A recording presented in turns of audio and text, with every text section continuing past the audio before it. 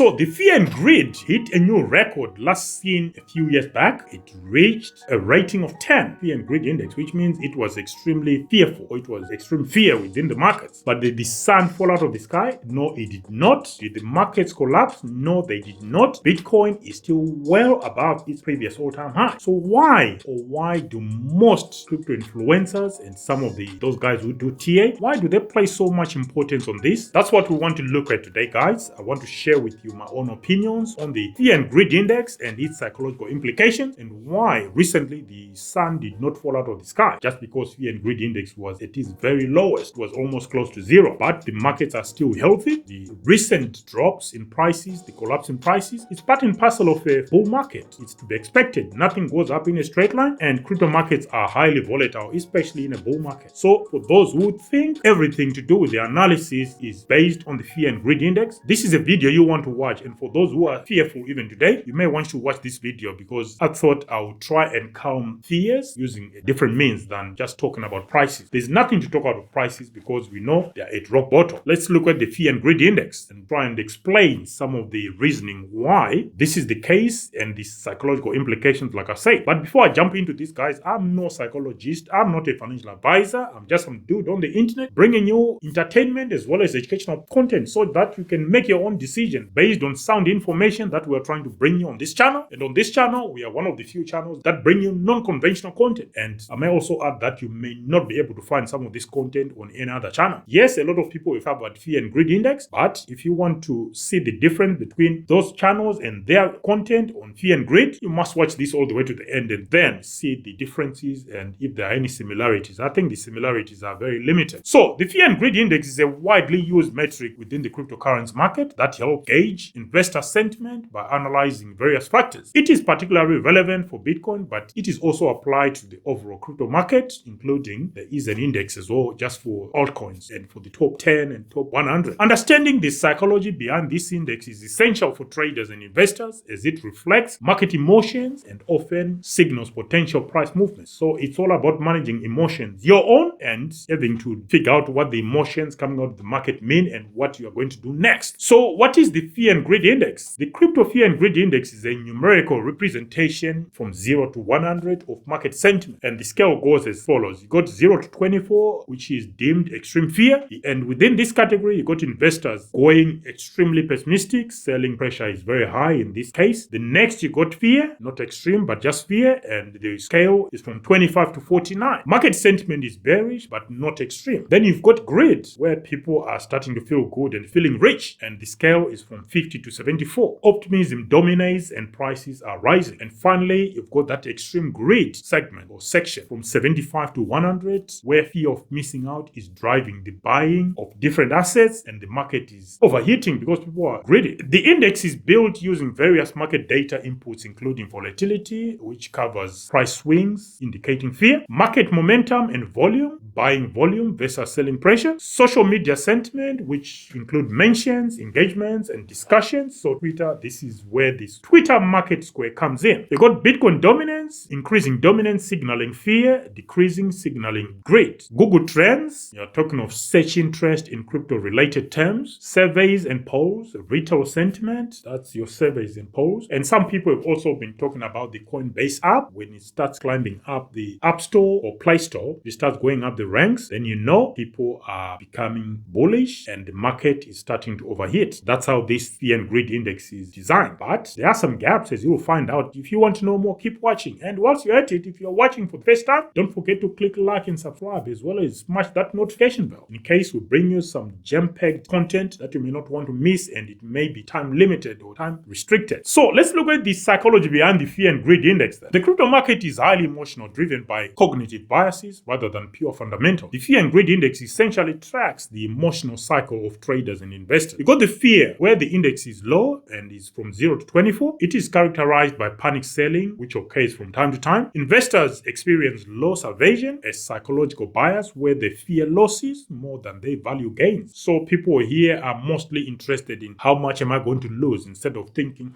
if I buy at these bottom prices, I may actually gain as and when prices go up. All they're thinking is, if it keeps going down, I'm going to lose more. So let me sell now, which then takes us to that buy high and sell low. This is fear for you. That's what it does. Media narratives reinforce the fear, pushing prices lower. People are looking for clicks, so they are looking at anything that will give them more clicks, especially if it's on social platforms, on Twitter or on YouTube and other platforms. They are looking for that. They are playing at your fears. It's like politicians, isn't it? Where they use fear to divide and conquer. Smart investors and wealth accumulate during these phases of fear. So that's something to watch out for. When there's fear, that's when you walk in and buy. It might not be palatable, it might not feel good or right, but that's when you go in and buy. You got to think ahead. And the greed, this is when the index is high, from 75 to 100. Investors experience FOMO or fear of missing out and overconfidence. More people enter the market, pushing prices higher in a feedback loop. Retail investors tend to buy at the peak, leading to parabolic price movement because it's green, going high. You got to buy when it's green or when it's about to go green.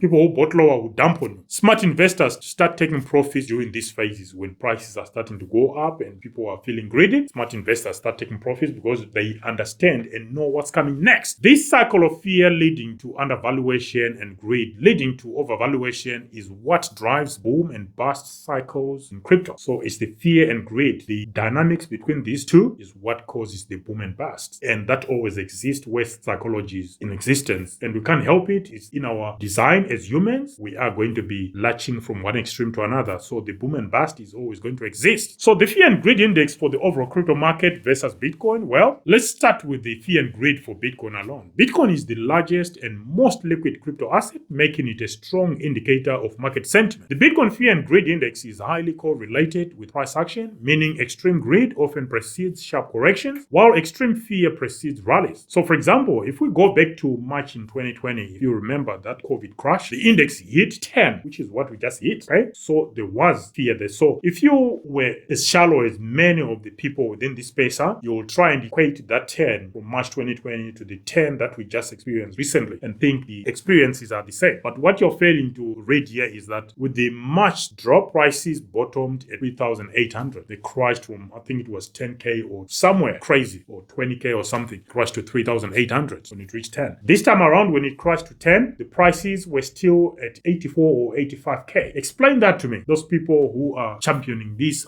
fear and greed index and so forth. Explain this. Doesn't make any sense. In November of 2021, the index hit 90, which is extreme greed because it's within that range of 75 to 100. And BTC peaked at $90,000 before collapsing. So again, we're trying to highlight fear means bottom. Extreme fear is bottom. Extreme greed means things are being overheated here and you need to get out as soon as you can. So that's on Bitcoin. Let's look at the fear and greed for the overall crypto market then. The broader crypto market can diverge from Bitcoin due to altcoin speculation cycles. During bull markets, Bitcoin dominance decreases and altcoins rally harder, and they are yet to rally harder. So for those who are still concerned whether the market is peaked, I still think altcoins haven't run. If they do run, you don't need anyone telling you. You feel it and you know it and you feel $1 million. You think you are rich, you're the smartest person in the world, not realizing that at some point, those assets that you've done multiple X's, they are going to come down very close to zero. And it happens to everything, apart from Bitcoin, because it's getting more and more adopted by different players. But your favorite altcoin, it will not escape that vortex. It's going to be pulled back towards zero. During bear markets, Bitcoin dominance increases and altcoins collapse faster. So you'll see that even now, when we have these significant price pullbacks within the markets, Bitcoin dominance just increases, even though Bitcoin price is also falling. It just means altcoins are losing harder and faster than Bitcoin. Basically, that's what it means. And this means the crypto fear and greed index can be more volatile than Bitcoin. So there you go, because of altcoins. Because with most of these, there's no liquidity and it's harder to sell, especially if you get to a certain ratio of, I think it's market cap and volume. If you a ratio between the two, if the ratio gets higher, just means that it will be harder to actually sell at those high prices without experiencing high slippage. So at higher prices, there's higher slippage with altcoin because there's not enough liquidity. Some people say between 20 and 40, the ratio. If it goes about 40, you probably want to come out because the price is going to crash if someone tries to sell at high prices. But those are things that we'll cover in different videos. It's just some of the things we do. We're not trying to identify a selling price or selling level. So the key question then is the fear and greed index a valuable or useless metric when you're looking at positioning yourself, whether buying or coming up? Let's start by why it is an important metric. It reflects market sentiment in a simple form. Humans, we are simple creatures, and the fear and greed index simplifies things for us. Crypto is highly sentiment driven, so a single number capturing emotional extremes is quite useful. It is useful for contrarian strategies, those who want to go against the trend. Smart investors buy when fear is high and sell when greed is extreme. extreme opposite of retail behavior, of course. I mean, one of the most popular investors in the world, you're talking of Warren Buffett's quotation or quote, be fearful when others are greedy and be greedy when others are fearful, because he is thinking ahead. If you want a move to mature in the next 10 steps, you got to start the move 10 steps before step 10. Because if you wait for step 10 to get closer, you probably are going to miss your move. That's how you play the market. And fear and greed also is helpful when you want to predict the market cycle. It tells you when it peaks, it tells you before the market tops and bottoms, before price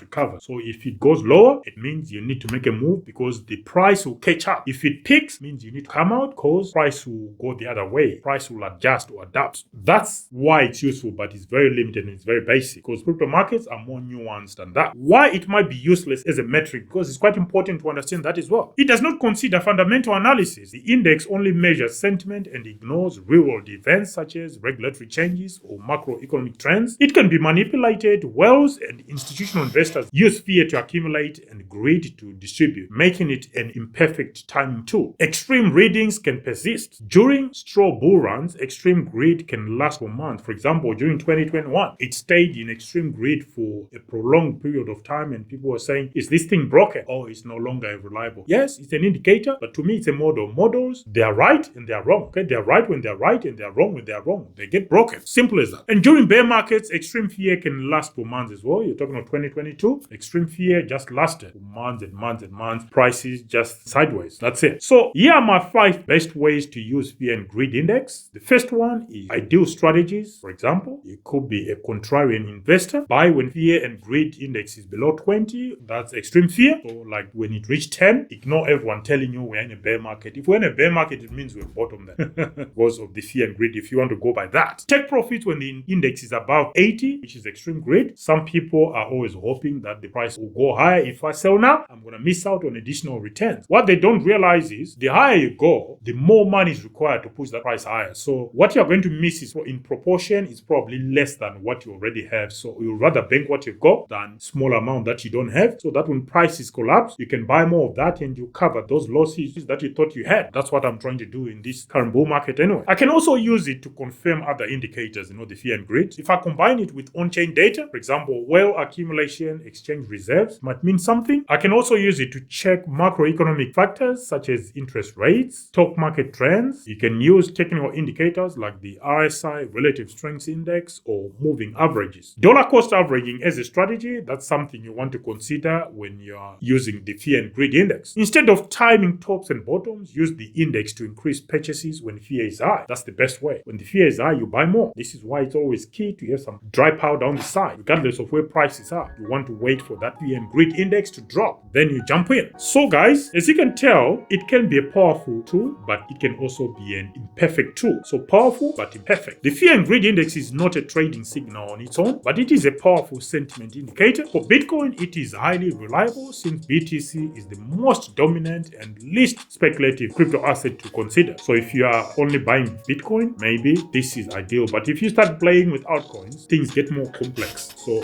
you may want to consider other factors, not just the fear and greed index. For the broader crypto market, it is more volatile, the fear and greed index that is, as retail traders feel altcoin cycle. The best investors use it as a contrarian indicator and combine it with fundamental analysis as well as technical analysis. So if used wisely, my thoughts of course, the fear and greed index can help you stay ahead of the market by identifying emotional extremes, but never rely on it alone. And if you are following someone who relies on the fear and greed index alone, you probably want to stop that because one day it will get you wrecked. Anyway guys, that's my take on the fear and greed index. Until the next one, this is FD for Sage5.tv signing out for now. Bye.